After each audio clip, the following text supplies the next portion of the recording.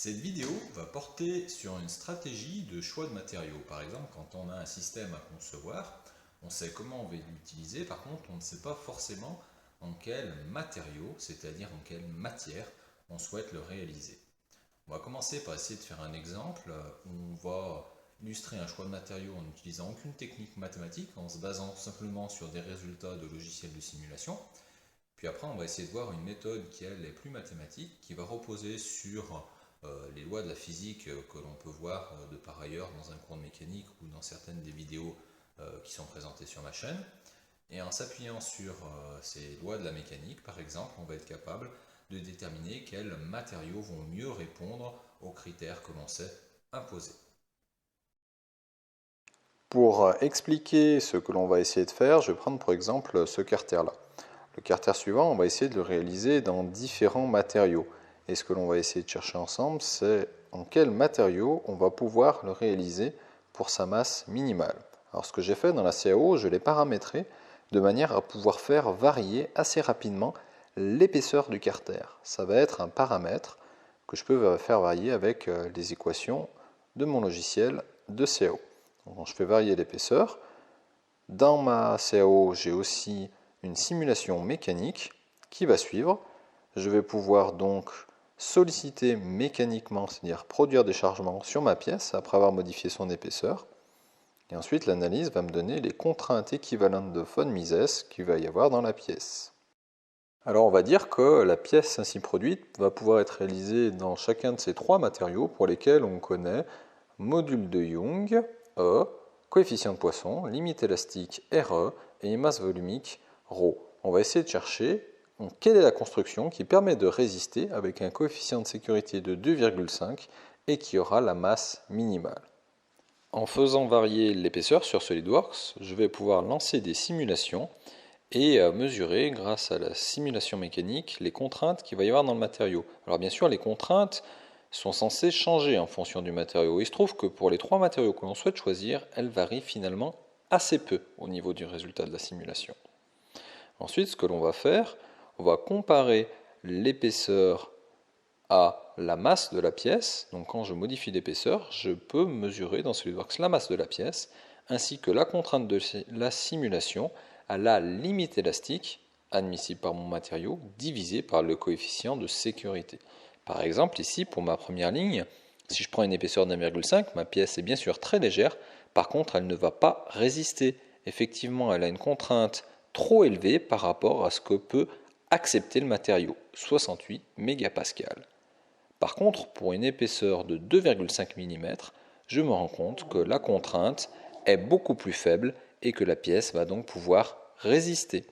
Je peux donc dire que pour l'épaisseur de 2,5 mm, c'est celle pour laquelle la pièce sera la plus légère et résistera, en tout cas pour mon inox. Si par exemple je refais la même chose pour une fonte, je me rends compte que cette fois pour la fonte, il me faut une épaisseur de 2 mm pour résister et que la masse, cette fois-ci, sera de 347 grammes. Je fais la même chose pour l'aluminium et je peux donc comparer mes trois constructions. Je me rends compte que chacune de ces trois constructions, dans mes trois matériaux différents, aura une épaisseur différente et une masse différente. La meilleure des constructions est celle en aluminium qui permet d'avoir la masse la plus faible tout en résistant. Cette étude, on a fait varier le matériau et on a eu un paramètre de conception qui était l'épaisseur. Effectivement, en fonction du matériau que j'ai choisi, j'avais une solution, mais avec une épaisseur de pièce différente afin de pouvoir résister. Ce paramètre de conception, on va bien essayer de l'identifier car il va nous permettre de nous en sortir pour essayer de faire des études dans le cadre où on n'aurait pas de CAO par exemple et où on va devoir utiliser les formules de la mécanique. On va maintenant traiter d'un autre cas pour lequel on ne dispose pas de CAO ni de logiciel de simulation. On veut que par exemple une poutre qui est tirée et qui est cylindrique soit à la fois rigide et légère. Donc ce que l'on va faire, c'est qu'on va écrire l'équation de la rigidité à travers l'allongement. Donc on veut un petit allongement dl, donc on veut minimiser la valeur.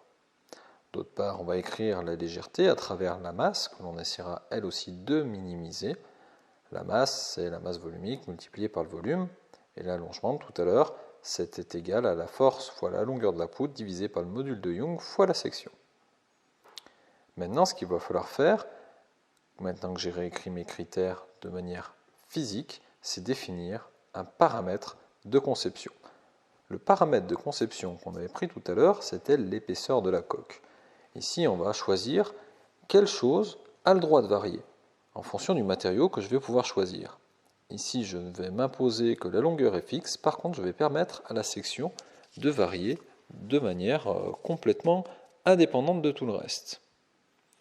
Comme cette section varie, ce que je vais faire, je vais prendre l'un des deux critères, par exemple le premier ici, la rigidité, et je vais réécrire son équation de résistance des matériaux en fonction de la section. Donc je le prends, j'écris S est égal, et je passe de l'autre côté tout le reste de son expression.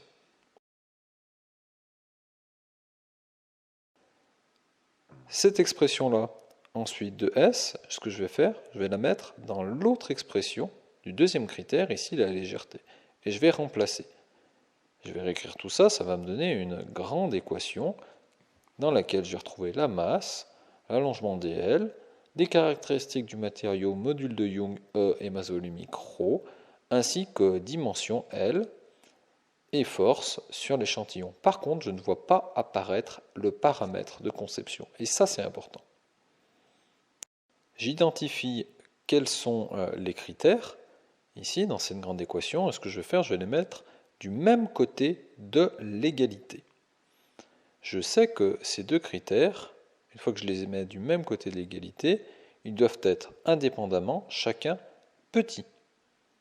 Ça va donc me permettre de dire que quand je vais multiplier les deux, la masse par l'allongement, il faut que cette valeur-là soit petite, en tout cas la plus faible possible. Je vais séparer les caractéristiques du matériau de l'autre côté de l'égalité, ρ et E, avec les autres choses, la longueur et l'effort. La longueur et l'effort, ça j'en sais rien. Par contre, les caractéristiques du matériau, du coup, vu que mon critère masse fois l'allongement doit être petit, minimisé, eh bien il faut que le rapport ρ sur module de Young soit lui aussi minimisé. Alors cette minimisation, on peut la faire à travers par exemple d'une base de données sous la forme d'un classeur Excel.